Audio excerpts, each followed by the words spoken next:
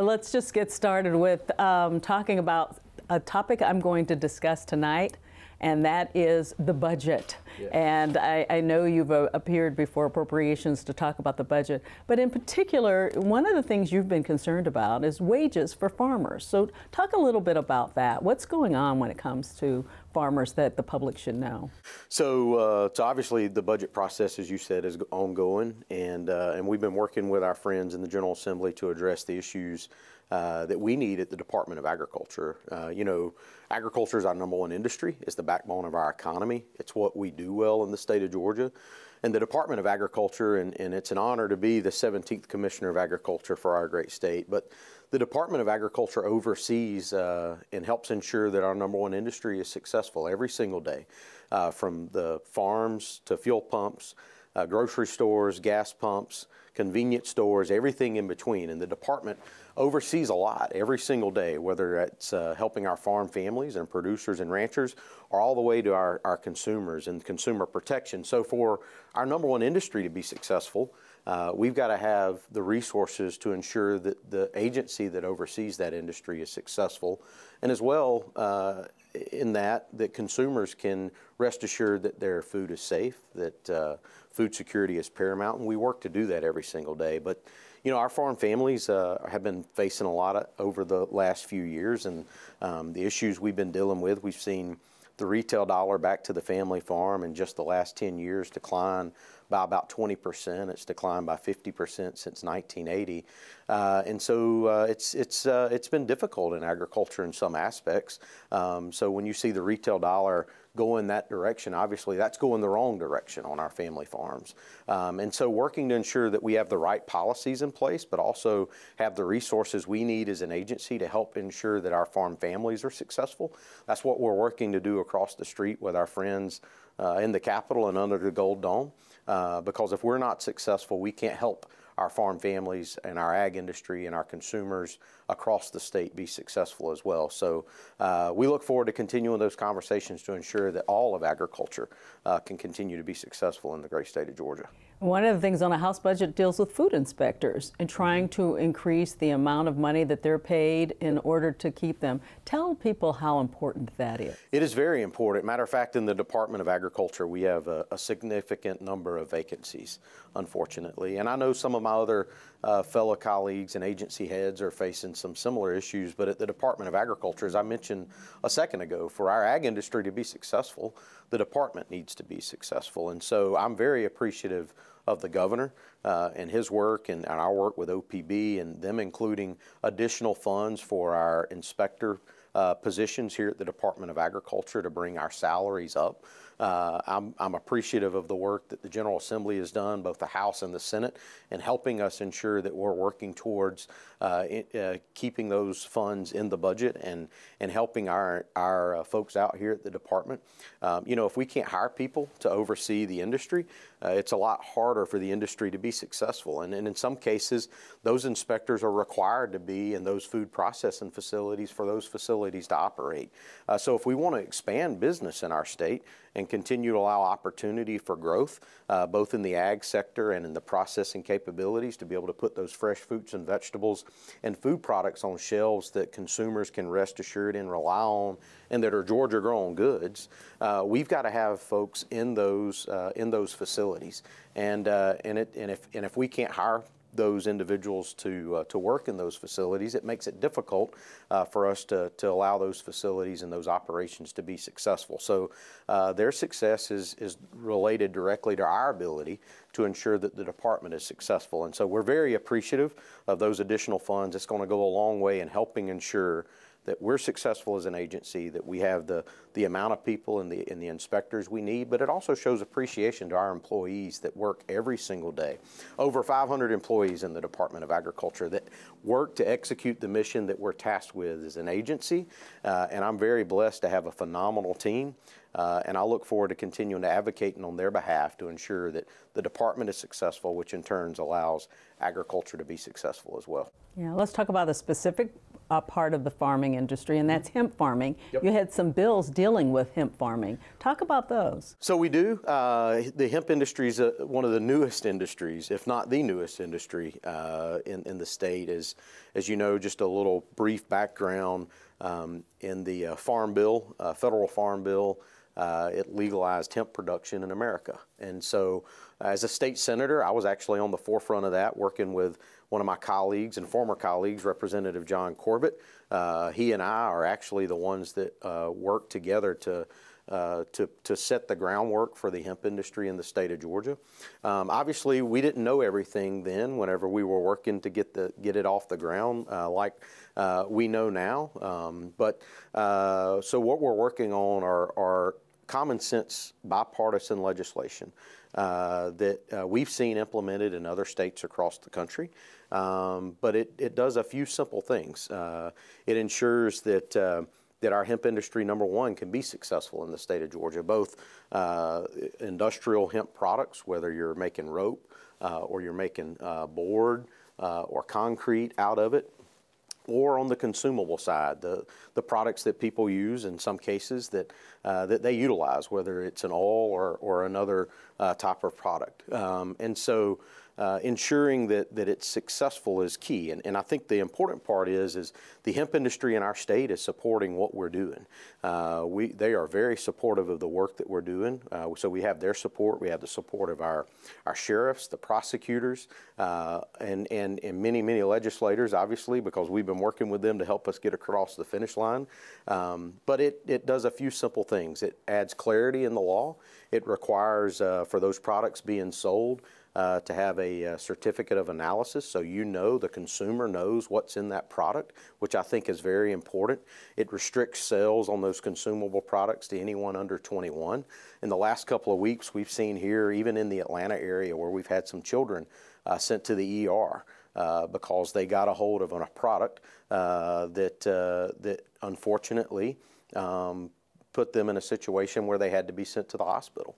And so keeping these products out of kids' hands, consumer protection, the consumer knows what they're buying, those are vital components of ensuring that we have a hemp industry that can be successful. And so if you sell a product in our state, the consumer knows what they're buying. It's also one of those issues where at the department, we need to ensure we know who's selling those products and where those products are coming from and what labs are testing those products. And so I think it's going to send our hemp industry in the right direction. It's going to move it along and ensure that we have a hemp industry that can be successful and that our hemp farmers in this state, our hemp processors in this state, our manufacturers and our retailers can be successful as well. We think it's a win-win, and we're very appreciative of the legislature in helping us address this issue to ensure that hemp continues to be a successful part of the agricultural industry in the state of Georgia. Commissioner, you've launched an effort to fortify the food supply chain in Georgia. Right. Talk about that a little bit. So yes, we have. We have a new grant program. We've been partnering with USDA, obviously, over numerous programs, and this is another perfect example of that, of a federal-state partnership. The RFSI grant is a program that helps us ensure that middle-of-the-road supply chain and our food supply chain is taken care of, both in equipment and also infrastructure. You know, it's one thing to be able to grow a product on the farm. It's one thing to sell a product in the retail store, but you got to take that product that we sell on the farm and be able to ensure that we're packaging it into something and it can be delivered to that store. So it's that middle of the road sector that this grant is focused on. It's a little over $7 million that we're going to be distributing to individuals throughout the state. Applications are open right now. I think it's georgiarfsi.com that you can go to that website and if you are that individual that is in that middle of the road in the food supply chain sector, to help us ensure that we're getting the freshest Georgia grown products possible to the store and to the consumer. And so this is an awesome opportunity for us to put more Georgia grown goods on kitchen tables all around the state and give us an opportunity to ensure that we are doing, getting back to one of the earlier questions, by doing this, we're putting more of the retail dollar back to the family farm. we're supporting Georgia businesses, we're supporting Georgia farmers, we're supporting Georgia producers, and that's what's important about this, is it is an opportunity to ensure that we're supporting our agricultural industry, at the same time feeding Georgia consumers the safest, highest quality products that are available to them, and they can get them in their grocery stores, and we can ensure that's the case. And that's what's remarkable about that program, and we're looking forward to it being very successful. All right, let's switch to something farmland. Yep. Now, I know there have been concerns about who's coming in to buy farmland in the state, especially if they're from outside of the U.S. Talk a little bit about your feelings about what's going on. So when you look at agriculture and the ag sector, one of the biggest issues we're seeing in our state is the loss of farmland. And you know, to grow a commodity, to grow a crop, you got to have farmland to do that. And if we don't have farmland to do that, arable farmland to do that, it makes it a lot difficult for agriculture to be successful. At the end of the day, agriculture is national security, period. A nation that can't feed itself can't defend itself. A nation that can't feed itself can't sustain itself. It is vitally important from a national security perspective that we protect agriculture, that we protect agricultural lands for American farmers, for Georgia producers that are producing those products for Georgians, for Americans, and not utilizing it for other purposes. And so, yeah, so to that point, that's the reason I've been a big proponent of the foreign-owned land bill that would prevent those nations who are adversarial to the United States, such as China, from buying farmland in the state of Georgia. They would not be able to utilize that in ways that they could use that against us as a nation. And I think it's critical. I think it's important that we focus on this issue. We've seen in Georgia, we know that there is land that in our state that is owned by foreign entities that are adversarial to us as a nation. We just saw in the last couple of months, or last month or two, just recently in the state of Oregon, where a Chinese billionaire who is a member of the Chinese Communist Party owns 200,000 acres in Oregon and has done so since 2014, and we knew nothing about that. And so it's concerning. It's a concerning issue, and it definitely is about consumer protection. It's definitely about national security. It's definitely about protecting our food supply chain for us here at home, and by protecting Georgia farmland for Georgia producers that are producing products for us and for utilization and allowing us to be successful as a nation. I think that's what's important, and that's what we got to focus on, and that's what this legislation goes a long way in doing. Yeah, so kind of going along in that same vein, there was a drug bust of some Chinese nationals. Yeah. Talk a little bit about how agriculture was involved with that. So unfortunately, agriculture has been used as a means to an end. And what I mean by that is criminals have utilized agriculture as a means to advance their criminal activity, or used agriculture as a cover for advancing criminal activity. That's why when I come in as commissioner last year, one of the first things that I did was reinstated our law enforcement division here at the Department of Agriculture. The department has long had law enforcement operations, and I stood that entity back up, that division back up. And they have hit the ground running, and they've been working hard and making inroads around the state to protect our number one industry, to protect our food supply chain, to protect us from those that want to utilize it, as I mentioned a second ago, to use it against us. And so this issue in Pierce County is a perfect example. Pierce County Sheriff Ramsey Bennett, who's been a friend for a long time, I actually represented Pierce County when I served in the state Senate, so I've known Sheriff Bennett for a number of years. But he knew that we had reinstated our law enforcement division, and so he reached out to our division and our division head, Harlan Prevost, and said that he needed some help. There was a particular operation in Pierce County that was saying they were a food processing facility, particularly a fish processing facility, which falls under the jurisdiction of the Department of Agriculture. All food processing facilities fall under our jurisdiction as an agency. And so he reached out and asked for our assistance in that particular operation. And if we could help him with the investigation, since they were portraying themselves as a food processing facility in the community. So our officers went to Pierce County, our investigators did, and we assisted the Pierce County Sheriff's Office, and we teamed up on that effort, working together. And at the end of the day, we executed a number of warrants a couple of weeks ago on that facility in cooperation with the Pierce County Sheriff's Office, and come to find out it was not a food processing facility, as was the suspicion, but it was a completely indoor marijuana operation, the largest in Pierce County history, over 11,000 plants, over $22 million in street value, and 4 Chinese nationals were arrested at that facility, one of which was here illegally.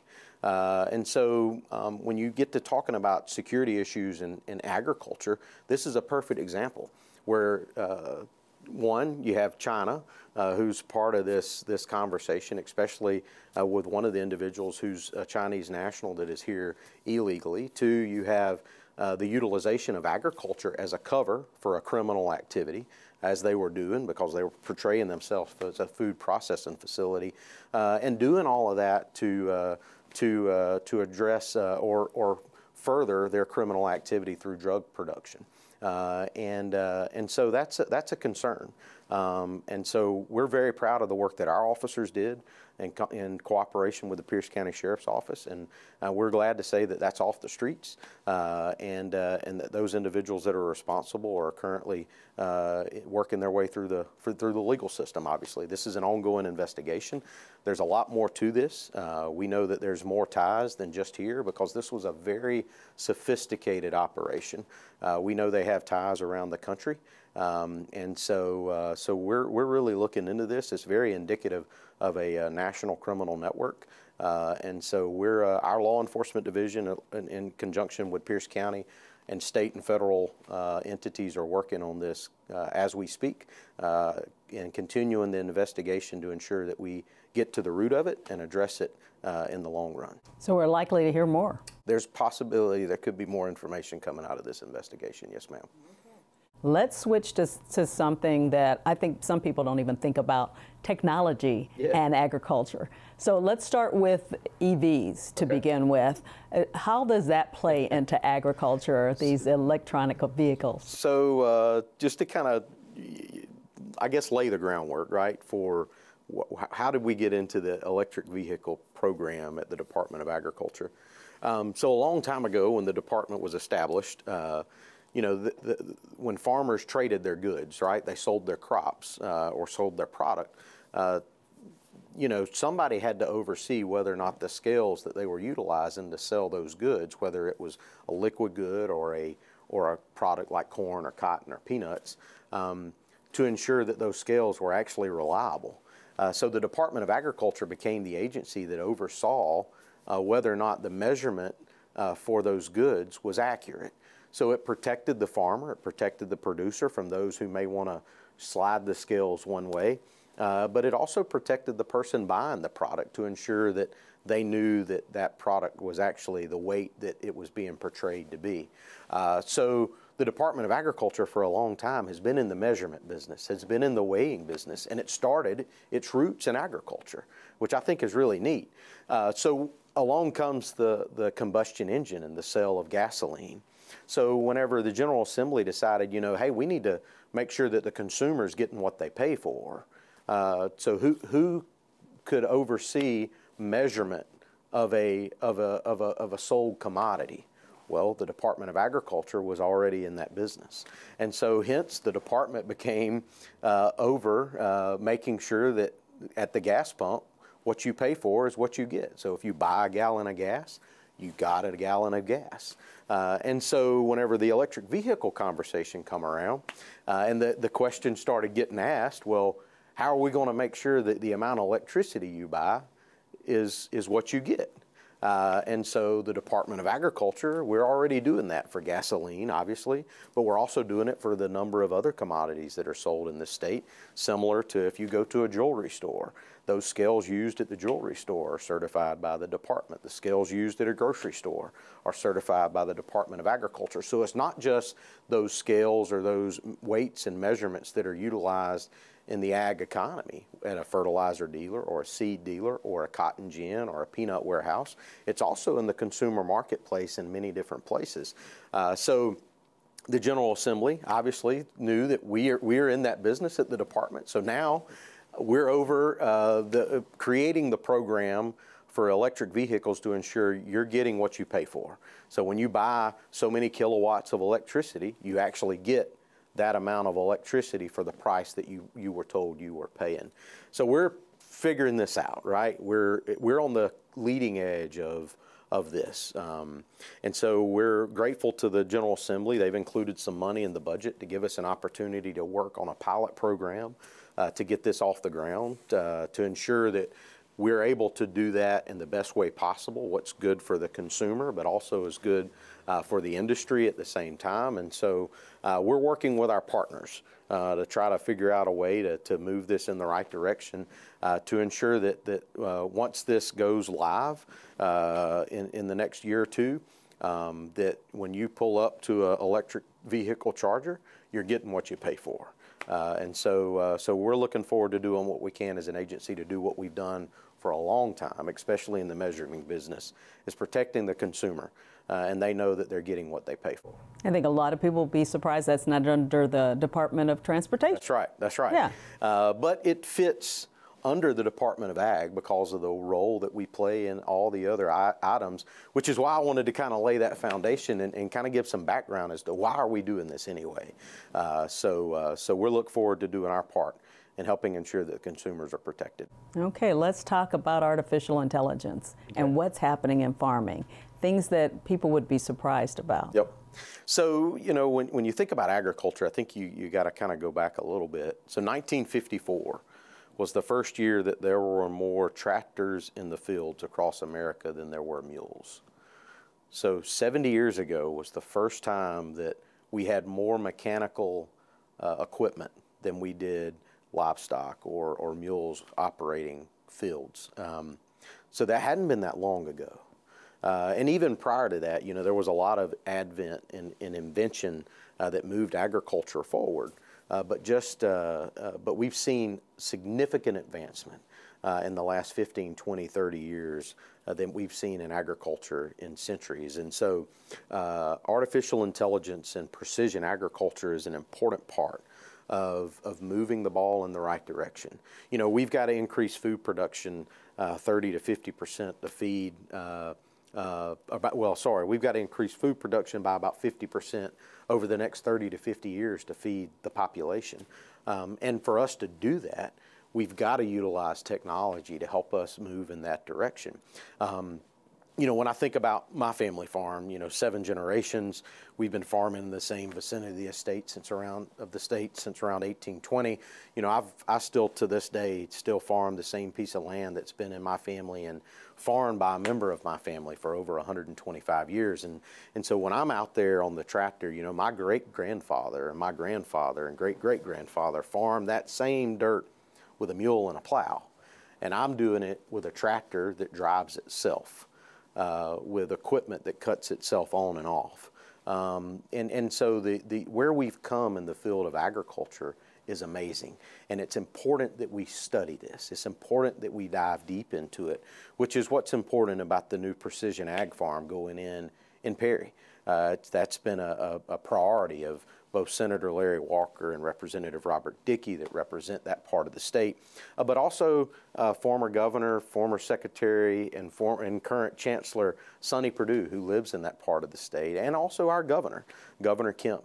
I commend all of them, and I'm appreciative to work with all of them on this particular facility that's going in Perry to really showcase precision agriculture and what the future of agriculture looks like. You know, we have tractors now that drive themselves without anybody in them. You know, we have technology of planters that cut themselves on and off, irrigation equipment that will only water in areas where water is actually needed and does it all automatically. And all of this is using and integrating that artificial intelligence to know where in the fields, where in the supply chain, where in the production of a certain commodity, where do we need to make those minor adjustments to ensure that we're getting the most out of that particular commodity that we're growing, whether it be beef, pork, lamb, chicken, or commodities like peanuts and cotton and corn and tobacco or whatever it is.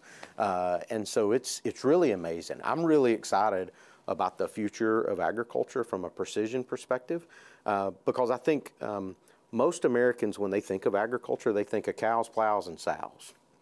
But agriculture is way more than that.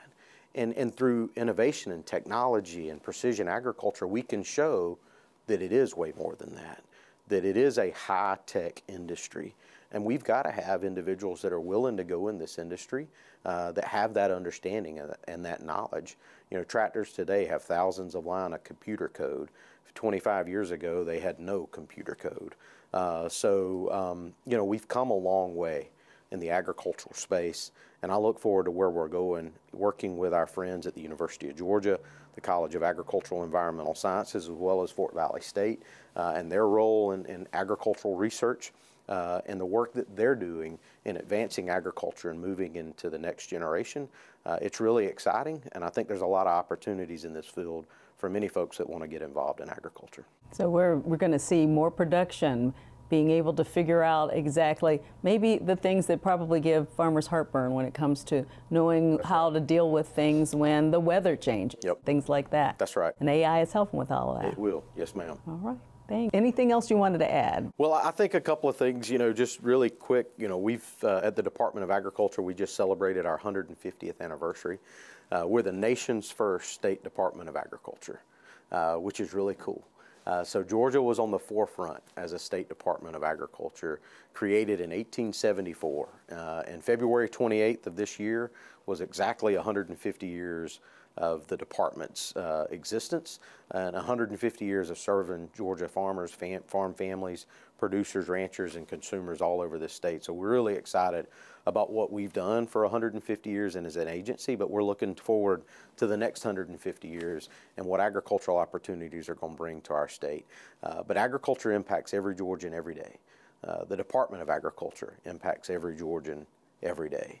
And it's vital and it's important that we understand that the success of the #1 industry leads into the success of our state as well. So thank you for spending a few moments with us here at the office. I appreciate your willingness to just talk about the important industry that is agriculture and the role that it plays in our state's success, and just giving us an opportunity to tell Georgians all across the state how important it is for them to understand the role that agriculture plays in their community, whether they live in the big city like Atlanta or Savannah, Macon or Columbus, or you live in the small towns all across the state of Cairo or Bainbridge, or in the far north Georgia, such as Dalton or Whitfield or Whitfield County or wherever it is. The importance that agriculture plays and how agriculture brings our state together. It truly is that connection between urban, suburban, and rural Georgia. Agriculture is what brings our state together, and I'm honored to lead it as the Commissioner of Agriculture, and I look forward to doing what we can to ensure that it continues to be successful, and in the end, allowing our state to be successful as well. Well, thank you so much, Commissioner Harper. Yes, ma'am. Thank you. Thank you.